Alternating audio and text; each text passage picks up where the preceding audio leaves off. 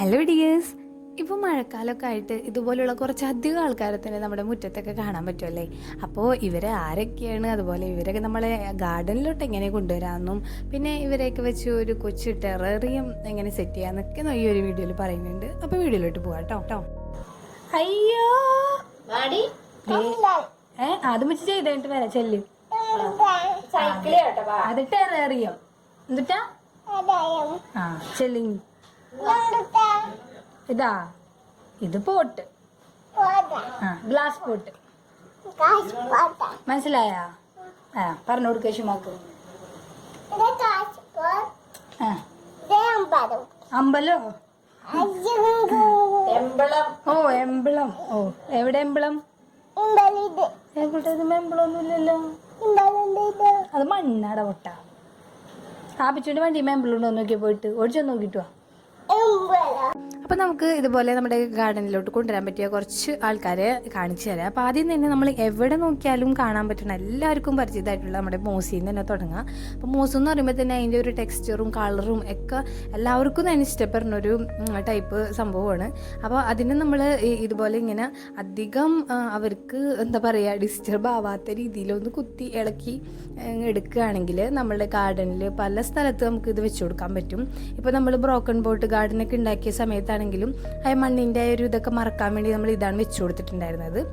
കുറച്ച് ദിവസം മുമ്പ് ഞാൻ ചെയ്തൊരു പ്ലാന്ററാണ് ഇത് ചിരട്ടയിൽ ചുമ്മാ പെയിൻ്റ് അടിച്ചിട്ട് അതിന് 2 ഹോളൊക്കെ ഡ്രെയിനേജിന് ഇട്ട് കൊടുത്തിട്ടുണ്ട്. എന്നിട്ട് സാധാരണ പോട്ടിംഗ് മിക്സ് നിറക്കണ പോലെ മണ്ണ് നിറച്ചിട്ട് അതിൽ ഒരു ചെറിയൊരു സ്പൈഡർ പ്ലാന്റാണ് നട്ടിട്ടുള്ളത്. എന്നിട്ട് അതിൻ്റെ ആ മണ്ണൊക്കെ ഒന്ന് കവർ ചെയ്യാനായിട്ട് ഇതുപോലെ കുറച്ച് മോസും വെച്ച് കൊടുത്തിട്ടുണ്ട്.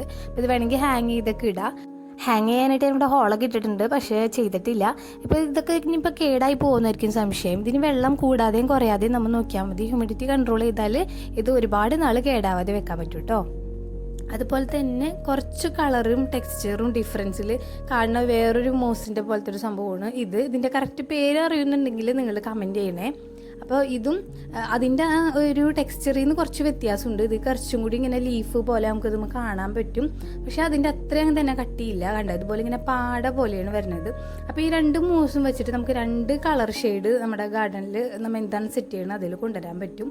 അപ്പോൾ ഇതാണ് ഈ ഒരു സംഭവങ്ങളൊക്കെ എടുക്കുകയാണെങ്കിലും അവരെവിടെയാണോ അഡാപ്റ്റഡ് ആയിട്ടുള്ളത് ആ ഒരു സംഭവം അധികം നശിപ്പിക്കാതെ നമുക്ക് ആവശ്യമുള്ളത് മാത്രം എടുക്കുക.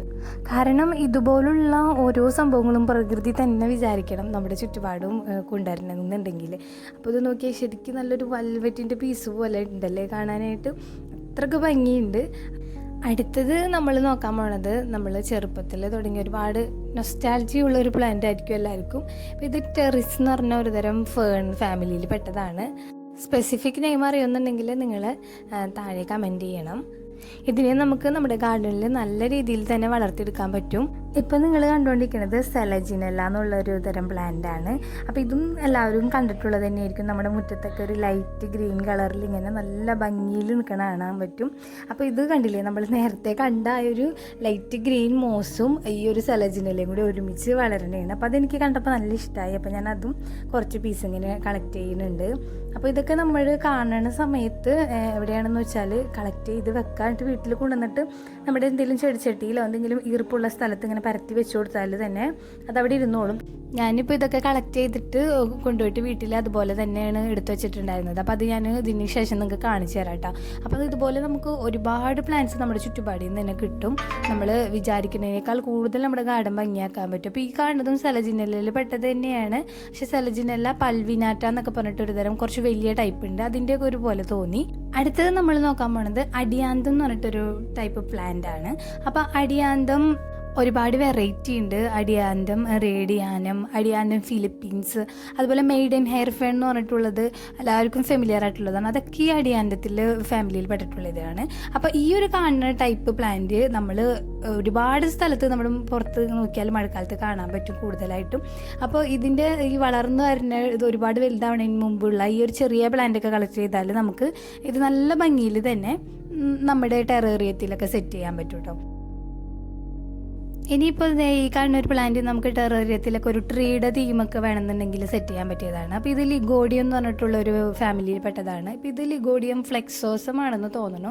അപ്പോൾ ഇത് ഇതുപോലെ നിലത്തും വളരും, പിന്നെ മണ്ണ് പോലെയുള്ള മതിലിലൊക്കെ പറ്റി പിടിച്ച് വളരും. അപ്പോൾ നിലത്തുനിന്ന് വലിച്ചെടുക്കുമ്പോൾ വേര് പൊട്ടാതെ ശ്രദ്ധിക്കണം. അപ്പോൾ ഇനി നമ്മൾ ഈ കളക്ട് ചെയ്ത് കൊണ്ടുവന്ന ഈ ഫേണും അതുപോലെയുള്ള മോസൊക്കെ ഞാൻ എങ്ങനെ വെച്ചിട്ടുള്ളതെന്ന് കാണാം. ഇതുപോലെയൊക്കെയുള്ള ചെടിച്ചട്ടികളുടെ താഴെ ഞാൻ നനവുള്ള മണ്ണിൽ ഇങ്ങനെ വെച്ച് കൊടുത്തേക്കാണ്. പിന്നെ ഇതുപോലെ വലിയ പ്ലാന്റ്സൊക്കെ സെപ്പറേറ്റ് ചട്ടിയിൽ തന്നെ ഇങ്ങനെ ശരിക്കും ഒരു പ്ലാന്റ് നമ്മൾ നടണ പോലെ വെച്ച് കൊടുത്തേക്കണം. ഇപ്പോൾ ഇതൊരു 4-5 ദിവസമായിട്ടുണ്ട് കളക്ട് ചെയ്തുകൊണ്ട് വന്നിട്ട്. ഇപ്പോഴും കണ്ടില്ലേ, നല്ല ഫ്രഷ് ആയിട്ട് തന്നെ ഇരിക്കുന്നുണ്ട്. ഇനി നമുക്കിത് വെച്ചിട്ടൊക്കെ എങ്ങനെ ഒരു ടെറേറിയം സെറ്റ് ചെയ്യാമെന്ന് കാണിച്ചു തരാം. അപ്പോൾ ഞാനിപ്പോൾ ഇതുപോലെ ഒരു ഗ്ലാസ് പോട്ട് എടുത്തിട്ടുണ്ട്. അപ്പോൾ ഇത് തന്നെ വേണമെന്നൊന്നും ആവശ്യമില്ല. നമ്മുടെ വീട്ടിൽ ഒഴിഞ്ഞ വല്ല ഗ്ലാസിൻ്റെ കുപ്പിയോ ജാറൊക്കെ ഉണ്ടെങ്കിൽ അത് വെച്ചാലും ചെയ്യാവുന്നതേ ഉള്ളൂ. അപ്പോൾ ഇതിൻ്റെ താഴെ, ഏറ്റവും താഴെ ഞാൻ കുറച്ച് കരി ഇട്ട് കൊടുക്കുന്നുണ്ട്. നമ്മുടെ ജാറിന് ഡ്രെയിനേജും ഒന്നും ഇല്ലാത്തതുകൊണ്ട് അപ്പോൾ ഇതിൽ എക്സസ് ആയിട്ട് വരുന്ന വെള്ളം വലിച്ചെടുക്കാൻ വേണ്ടിയാണ് ഈ ഒരു കരി ഇങ്ങനെ ഇട്ട് കൊടുത്തത്. അപ്പോൾ ഇതിൻ്റെ മുകളിലേക്ക് നമ്മൾ ഇങ്ങനെ മണ്ണ് ഇട്ട് കൊടുക്കുകയാണ്. അപ്പോൾ ഇത് മണ്ണും കൊക്കോപ്പീറ്റും അതുപോലെ കുറച്ച് ചാണകപ്പൊടിയൊക്കെ നമ്മൾ സാധാരണ പോട്ടി മിക്സ് റെഡിയാക്കണ പോലെ തന്നെ മിക്സ് ചെയ്തെടുത്തിട്ടുള്ളതാണ്. ഇനിയിപ്പോൾ ഇത് വെച്ചിട്ട് നമ്മൾ ഏതൊരു ഷേപ്പിലുള്ള തീമാണ് ഉദ്ദേശിക്കുന്നത് ആ ഒരു ഷേപ്പിൽ മണ്ണ് ഇങ്ങനെ പരത്തി കൊടുക്കുക. ഞാനിപ്പോൾ ചെറുതായിട്ട് ഒരു സ്ലോപ്പുള്ള പോലെയാണ് ചെയ്ത് കൊടുത്തിട്ടുള്ളത്. ഇനി ഇതിലേക്ക് ഫസ്റ്റത്തെ ലെയർ പോലെ വെച്ച് കൊടുക്കുന്നത് നമ്മുടെ മോസാണ്.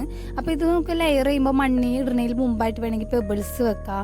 അങ്ങനെ പിന്നെ എന്തെങ്കിലും വൈറ്റ് കളറിൽ ചരല് മണ്ണ് അങ്ങനെ എന്ത് വേണമെങ്കിലും വെച്ച് നമ്മുടെ ഒരു ഭാവനയ്ക്കനുസരിച്ച് ചെയ്യാം കേട്ടോ. ഇതിപ്പോൾ ഞാൻ വളരെ സിമ്പിളായിട്ട് ഒരെണ്ണം ചെയ്തെടുക്കണേന്. ഇനിയിപ്പോൾ നമ്മുടെ ഏറ്റവും താഴെയുള്ള ഭാഗം ഞാൻ ഇതുപോലെ കുറച്ച് മോസ് വെച്ച് കൊടുത്തിട്ടുണ്ട്. ഇനി അതിൻ്റെ സൈഡിൽ ഒരു പൊന്തക്കാടിൻ്റെ ഒക്കെ ഒരു ഫീൽ കിട്ടാനായിട്ട് ആ ചെറിയ സെലജിനിലാണ് വെച്ച് കൊടുക്കുന്നത്. വലുതാദ്യം വെച്ച് കൊടുക്കാമെന്ന് വിചാരിച്ച് ഒരു ട്രീയുടെ ഒക്കെ പോലെ, പക്ഷെ അത് വെക്കുമ്പോൾ ഒരുപാട് വലുതായിട്ട് തോന്നുന്നു. ഈ ഒരു പോട്ടിന് അതൊട്ടും ചേരണില്ല. അപ്പോൾ അതുകൊണ്ട് ഞാൻ ഈ ഒരു ഇത് വെച്ചിട്ടുണ്ട്. ഇനിയിപ്പോൾ 2 വലിയ കല്ലാണ് ഞാൻ എടുത്തിട്ടുള്ളത്. അപ്പോൾ അതിൽ എനിക്ക് ഈ ഒരു കല്ലാണ് ഇതിന് മാച്ചായിട്ട് തോന്നിയത്. അപ്പോൾ ഞാൻ അത് വെച്ച് കൊടുക്കുകയാണ് കേട്ടോ. അപ്പോൾ ഇതുപോലെ നമ്മുടെ ഇഷ്ടത്തിന് എങ്ങനെ വേണമെങ്കിലും ചെയ്തെടുക്കാവുന്നതേ ഉള്ളൂ.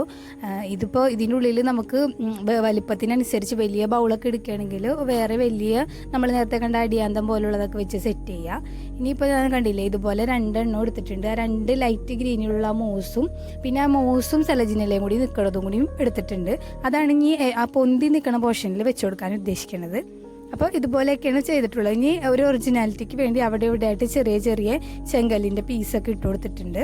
ഇപ്പോൾ ഇത് പുറമേന്ന് ഇങ്ങനെ ക്യാമറയിൽ കാണുമ്പോൾ അത്രയ്ക്ക് അങ്ങോട്ട് മനസ്സിലാവേണ്ടതെന്ന് അറിയില്ല. ആ ഒരു പോട്ടുമെന്ന് റിഫ്ലക്ഷനൊക്കെ അടിച്ചിട്ട് നമ്മൾക്ക് ശരിക്കും അങ്ങോട്ട് മനസ്സിലാവണില്ല. പക്ഷെ നേരിട്ട് കാണാനായിട്ട് ശരിക്കും നല്ല ഭംഗിയുണ്ട്. ഇതിപ്പോൾ ഗാർഡനിലെല്ലാം നമുക്ക് ഇൻഡോറായിട്ട് തന്നെ യൂസ് ചെയ്യാൻ പറ്റും. ഇതിപ്പോൾ ഞാൻ വളരെ ചെറിയൊരു രീതിയിൽ ചെയ്തെടുത്തുന്നുള്ളൂ. ഇപ്പോൾ ഇതിൻ്റെ ഉള്ളിൽ നിങ്ങൾക്ക് എന്തെങ്കിലും ഫെയറി ഗാർഡൻ ടൈപ്പ് എന്തെങ്കിലും മിനിയേച്ചർ രൂപങ്ങൾ എന്തെങ്കിലും വീടിൻ്റെ എന്തെങ്കിലുമൊക്കെ ഉണ്ടാക്കി വെക്കുക, എന്ത് വേണമെങ്കിലും ചെയ്യാം. ഇതിപ്പോൾ നമുക്ക് ഇൻഡോറായിട്ട് നമ്മുടെ ലിവിങ് റൂമിലോ ബെഡ്റൂമിലോ ഡൈനിങ് ടേബിളിൽ പോലും വെക്കാൻ പറ്റുന്ന സംഭവമാണ്. ഇതിപ്പോൾ നശിച്ചു പോകുമൊന്നുമില്ല. ഇതിൻ്റെ ഉള്ളിൽ ഞാൻ നേരത്തെ പറഞ്ഞ പോലെ തന്നെ വെള്ളത്തിൻ്റെ അളവ് നമ്മൾ കൺട്രോൾ ചെയ്താൽ മതി. 2-3 ദിവസമൊക്കെ കൂടുമ്പോൾ വളരെ കുറഞ്ഞ അളവിൽ വെള്ളം സ്പ്രേ ചെയ്ത് കൊടുത്താൽ മതി. മാത്രമല്ല ഇത് ഒരുപാട് ഡ്രൈ ആവാതെയും ശ്രദ്ധിക്കണം. അപ്പോൾ ഇത്രയും ശ്രദ്ധിച്ചാൽ തന്നെ നമുക്ക് ഇതൊരു നല്ല അടിപൊളി ലിവിങ് ഡെക്കറേറ്റീവ് പീസായിട്ട് യൂസ് ചെയ്യാൻ പറ്റും. അപ്പോൾ എനിക്ക് എപ്പോഴും കൂടുതലും ഇതുപോലെയുള്ള ജീവനുള്ള സാധനങ്ങളാണ് പ്ലാസ്റ്റിക് ഐറ്റംസ് ഒക്കെ വെച്ച് ഡെക്കറേറ്റ് ചെയ്യുന്നതിലും ഇഷ്ടമായിട്ടുള്ളത്.